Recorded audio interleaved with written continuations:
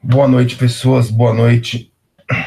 O objetivo desse vídeo, como eu falei há pouco, mandei uma mensagem para todo mundo, é falar o que é ser professor de judô.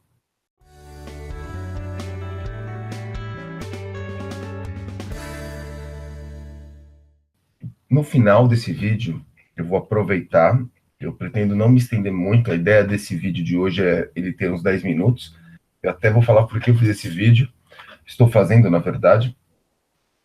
A ideia desse vídeo, eu queria postar hoje um vídeo no YouTube. Na verdade, estou postando, então a minha ideia foi, vou fazer ao vivo esse vídeo. É uma maneira interessante de produzir o vídeo e deixar o mais natural possível, beleza? Então, meu objetivo agora é falar sobre o que é ser professor de judô. Essa é a ideia. O professor de judô é um profissional diferente, na verdade, não dá para mensurar algumas situações no sentido em que muitos, durante a sua prática de judô, não pensavam em ser professor de judô, pensavam em ser atleta de judô. Mas isso vai ficar para depois. No fim do vídeo eu falo mais sobre isso. O que eu vou falar agora? Vou falar o que é professor de judô e a sua importância. Primeiro eu vou falar o que é professor. Eu gosto de algumas palavras que eu li sobre isso. E falar que o professor é um investidor, como um investidor na bolsa.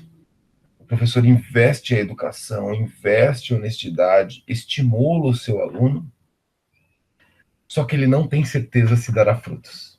Né? Ele não tem certeza de fato se vai dar frutos. Então, isso é ser professor. Você faz um investimento. Eu acho que essa é até a riqueza.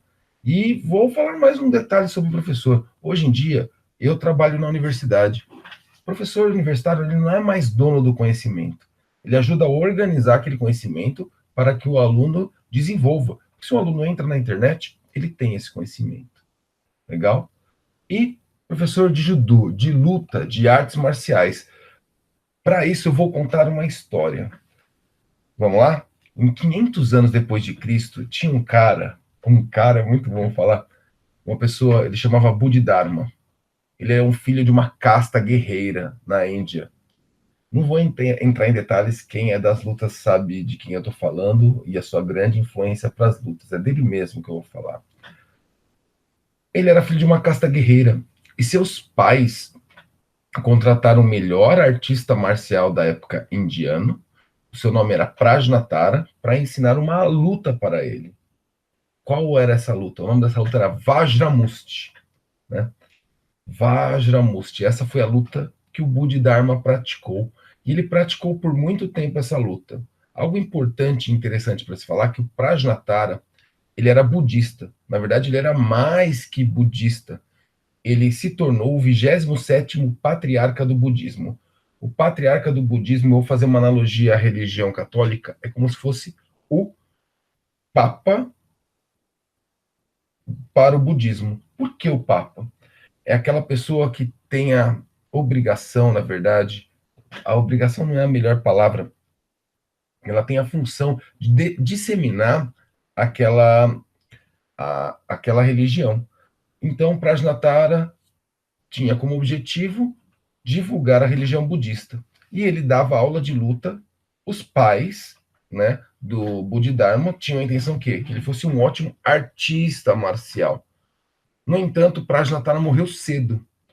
E o seu aluno, Bodhidharma, acabou se tornando budista, consequentemente, o 28º patriarca do budismo, ou seja, ele acabou seguindo além da religião, a pessoa que substituía o Prajnatara como representante do budismo.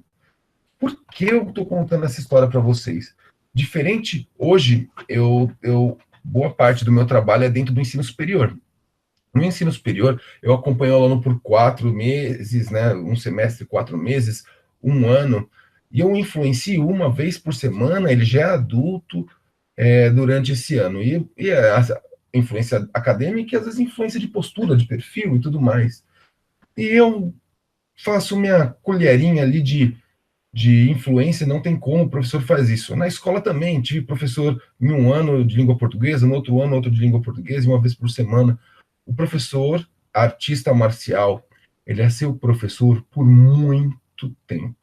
Então, o meu primeiro professor de judô, ele foi meu professor de judô por 8 anos. Esse foi meu primeiro professor de judô. Eu tive um outro professor, esse foi o professor Eduardo Bacelar. Depois eu tive outro professor de judô, professor Alessandro Puglia, ele foi meu professor durante 2 anos. Depois eu tive mais outros professores mais espaçados. Acompanhei por mais de 5 anos o professor, o Sensei Sadal. O que acontece? Isso já depois de faixa preta. Acompanhando o quê? 2 vezes por semana, 3 vezes por semana, no caso do Sensei Bacelar, 5 vezes por semana. Inevitavelmente, você acaba sendo influenciado muito além da arte marcial pelo seu professor, seja pelo vocabulário, pelo modo de se posicionar, a sua postura. E por que eu estou falando isso? Porque, diferentemente de vários outros professores, nós, professores de judô, temos uma influência muito grande em relação aos nossos alunos. E nós não sabemos disso, porque nós passamos pela história dele, como um familiar, como um pai. E a gente acaba tendo, de uma maneira externa, né, porque não estamos dentro de casa, este papel. Isso é ser professor de judô. Eu queria que vocês refletissem sobre isso, ok? Antes de eu agradecer, então, obrigado, mas agora eu quero finalizar com um convite para vocês. Na terça-feira que vem, dia 31/7, eu darei uma aula aqui online às 22 horas, então eu estarei no Facebook, aqui no YouTube, eu darei uma aula sobre professor de judô e judô educativo, nesse sentido mais amplo da palavra, sobre o papel do professor. E essa aula não é uma aula que ficará online. Essa aula é uma aula que eu darei, ela também vai durar entre 30 e 45, 50 minutos. A ideia é que eu retire essa aula do YouTube depois, e ela vai entrar numa plataforma para um curso futuro que eu estou preparando para professor de judô. Eu nem gosto de falar só professor de judô, porque o mesmo material ele serve para professor de outras lutas, porque as características educativas elas são similares. Então, para esse professor de lutas na pré-escola, essa é a ideia de trabalhar o judô na criança, mas não o judô por si, pensando na criança, ok? Ao mesmo tempo, logo falarei, estou preparando um seminário de judô pensando em criança ao vivo, presencial aqui em São Paulo, e falarei mais nos próximos vídeos sobre isso, tá bom? Tomara que vocês tenham gostado desse conteúdo que eu falei hoje. Um grande abraço, espero vocês terça-feira, tá bom? Valeu!